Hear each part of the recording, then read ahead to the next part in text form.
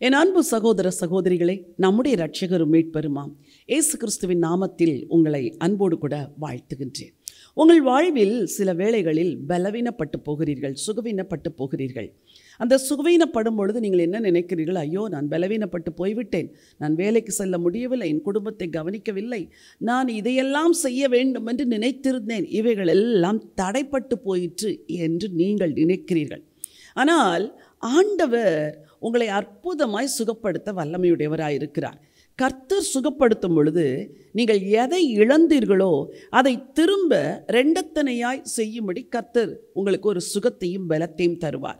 ஆண்டவர் உங்கள் வாழ்க்கையில் பிரச்சனைகளை மாற்றும் பொழுது நீங்கள் அமைதியாய் இருந்த காலங்களுக்கு ஈடாக வேகமாய் செயல்பட கர்த்தர் கிருபை தருவார். ஊழிய பாதையில் இருக்கிறீர்கள், சில காலங்கள் பலவீனப்பட்டு போய்விட்டீர்கள். அந்த பலவீனத்து நிமித்தம் சில ஊழியங்களும் தடைப்பட்டது. நீங்கள் என்ன நினைக்கிறீர்கள்? ஐயோ, இந்த சுகவீனத்தினால் இந்த ஊழியத்தையெல்லாம் நான் செய்ய முடியவில்லை என்று. அந்த சுகவீனத்தில் ஆண்டவர் உங்களை தொட விரும்புவார். அந்த பலவீனத்தில் கர்த்தர் உங்களை மாற்ற விரும்புவார். செயல்பட முடியாத காலங்களில் கர்த்தர் உங்களோடு இடைப்பட விரும்புவார். ஒரு வேத வசனத்தை உங்களுக்காய் வாசிக்க விரும்புகிறேன். அவள் கையை தொட்டவுடனே ஜுரம் அவளை விட்டு நீங்கிற்று, அவள் எழுந்திருந்து அவர்களுக்கு பணிவிடை செய்தாள்.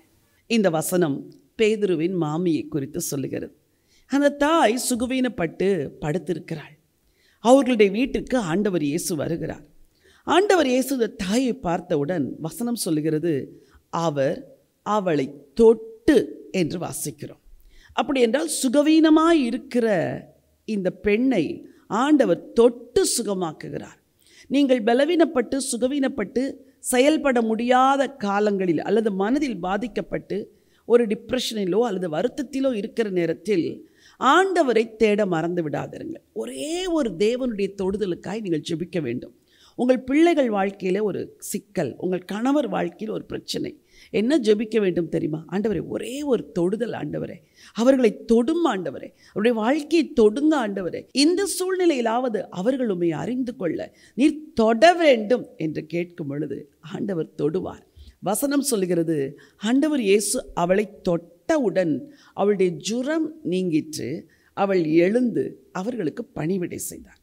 யோசித்து பாருங்கள், 5 நாட்கள் சுகவீனமாக இருக்கிற ஒரு பெண் எழும்பி உட்கார்ந்தவுடன் அவள் தன் சரீரத்தை தேற்றுவதற்கே அவளுக்கு ஒரு 3 நாட்கள் தேவையாயிருந்திருக்கும். ஆனால் வேதம் சொல்லுகிறது, உடனடியாக எழுந்து பணிவிடை செய்தாள் என்று. இதுதான் கர்த்தர் தருகிற விடுதலை. இன்றைக்கு எந்த காரியத்தில் கர்த்தர் உங்களுக்கு இப்படி ஒரு விடுதலை தர வேண்டும்? உடனடியான விடுதலை, உடனடியான சுகம், உடனடியான தேவனுடைய செயல்பாடுகள். இதற்கு நீங்கள் ஆண்டவரை விசுவாசிக்க வேண்டும். ஆண்டவரே, என் வாழ்க்கையிலே இப்படி உடனடியான மாற்றங்களை நீங்கள் கொடுக்கணும் ஆண்டவரே, நான் எழுந்து உம்மை சேவிக்க வேண்டும். அவள் வேறு எதுவும் செய்யவில்லை, அவர்களுக்கு பணிவிடை செய்கிறாள், அவர்களை கவனிக்கிறாள். கர்த்தர் உங்களை ஒரு பிரச்சனையிலிருந்து, ஒரு இக்கட்டிலிருந்து விடுதலை செய்யும் பொழுது உடனடியாக ஆண்டவருக்கு என்ன செய்ய வேண்டும் என்று நீங்கள் யோசிக்க வேண்டும். ஒரு அன்பான தாயார் கடந்த நாட்களில் எனக்கு ஒரு 1000 ரூபாயை காணிக்கை அனுப்பியிருந்தார்கள். அவர்கள் அந்த காணிக்கையை அனுப்பிவிட்டு கீழே ஒரு சின்ன குறிப்பை எழுதியிருந்தார்கள். அம்மா, எனக்கு அரசாங்கத்திலிருந்து வரவேண்டிய தொகை, உதவித்தொகை வரவில்லை என்று நான் நெடுநாட்களாக ஜெபித்து கொண்டிருந்தேன். அந்த தொகை வந்தது. அதில் முதல் தொகையை உங்கள் ஊழியத்திற்கு காணிக்கையாய் கொடுக்கிறேன் என்று. உண்மையாக சொல்லுகிறேன், அந்த காணிக்கையை கையில் வைத்து நான் அழுதேன். ஆண்டவரே, ஒரு ஏழை தாய், அரசாங்க உதவி வந்தது, அதை கொண்டு வந்து காணிக்கை கொடுக்கிறார்களே, எனக்கு இதை வாங்கவே மனம் இல்லை என்று சொன்னேன். அவர்கள் சொன்னார்கள், நான் கர்த்தரை அதிகமாய் நேசிக்கிறேன் அம்மா, எவ்வளோ நாட்கள் ஆண்டவருக்கு நான் கொடுக்க வேண்டும் என்று கண்ணீரோடு ஜெபம் செய்தேன். ஆண்டவர் இந்த உதவித்தொகை எனக்கு கொடுத்தாரே, என் ஜெபத்திற்கு பதில் வந்தது. என்ன ஜெபத்திற்கு? ஆண்டவருக்கு கொடுக்க வேண்டும் என்று நான் விரும்பினேனே, அந்த விருப்பத்துக்கு பதில் வந்தது. தயவு செய்து வேண்டாம் என்று சொல்லாதிருங்கள், நான் இதை உங்களுக்கு கொடுக்கவில்லை, கர்த்தருக்கு கொடுக்கிறேன் என்று சொன்னார்கள். கண்ணீரோடு அவர்கள் கையில் அதை பெற்றுக்கொண்டேன். அடுத்த மாதம் அந்த 1000 ரூபாயில் தசம பாகமாக 100 ரூபாயை கொண்டு வந்து காணிக்கையாய் கொடுத்தார்கள். நான் வேண்டாம் என்று சொல்லவில்லை, கரங்களை நீட்டி வாங்கி கொண்டேன். தாயின் விசுவாசம் எவ்வளவு பெரியது! அவர்கள் ஆண்டவரை கனம் பண்ண வேண்டும் என்று கொடுக்கிறார்கள். சந்தோஷமாய் வாங்கி கொள்கிறேன் ஆண்டவரே என்று வாங்கி மனதார அவர்களை ஆசீர்வதித்து ஜெபித்தேன். இந்த உள்ளத்திற்காக உமக்கு நன்றி சொல்கிறேன் ஆண்டவரே. இவர்களையும் இவருடைய பிள்ளைங்களையும் ஆசீர்வதிங்க.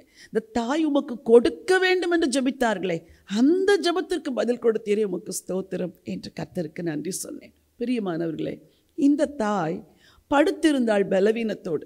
ஆனால் எழுந்தவுடன் இயேசுவுக்கு பணிவிடை செய்கிறாள். என் அன்பு தாய்மார்களே, நீங்கள் வயது முதிர்ந்த ஒரு தாயாக இருக்கலாம்.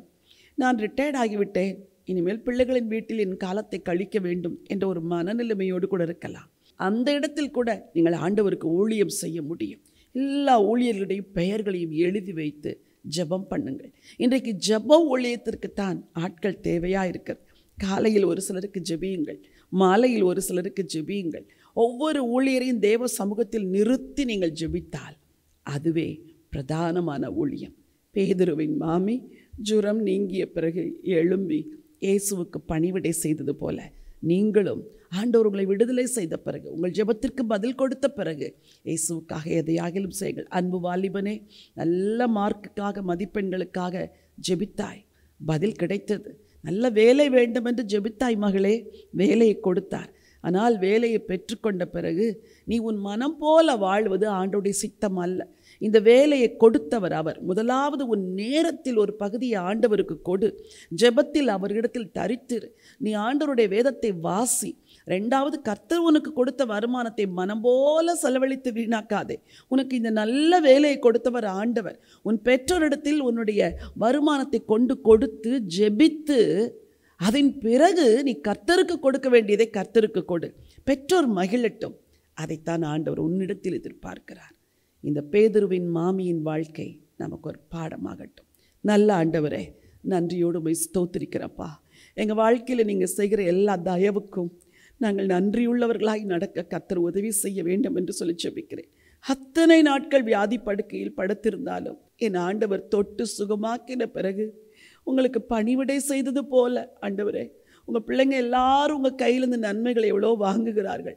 வாங்கின பிறகு உம்மை சேவிக்க, உமக்காய் வாழ உங்கள் பிள்ளைங்களுக்கு உதவி செய்யுங்கப்பா. ராஜா இயேசுவின் நாமத்தில் பிதாவே, ஆமென். பிரியமானவர்களே, ஆண்டவர் உங்களை நேசிக்கிறார். உங்கள் வாழ்க்கையில் நன்மைகளையும் விடுதலையும் தருவதற்கு உண்மையுள்ளவராக இருக்கிறார். எல்லா நன்மைகளை பெற்ற பிறகு இயேசுவை சேவிக்க மறவாதிருங்கள். இந்த நினைவோடு இந்த நாளை துவங்குங்கள். இந்த நாள் ஒரு வெற்றியின் நாள். God bless you.